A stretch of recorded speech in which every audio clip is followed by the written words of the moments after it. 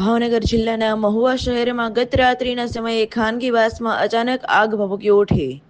મળતી માહિતી અનુસાર ભાવનગર જિલ્લાના મહુવા શહેરમાં આવેલ કુબેરબાગ વિસ્તાર પાસે પાર્ક કરેલી ખાનગી બસમાં અચાનક આગ ભભૂકી ઉઠતા અફરાતફરીનો માહોલ સર્જાયો હતો. ખાનગી બસમાં શોર્ટ સર્કિટના કારણે આગ લાગી હોવાનું સામે આવી રહ્યું છે, જેમાં ફાયર બ્રિગેડની ટીમ તાત્કાલિક ધોરણે આવીને આગ ઉપર કાબુ મેળવી લીધો હતો. જોકે આ ઘટનામાં જાનહાનિ જોવા મળી નથી.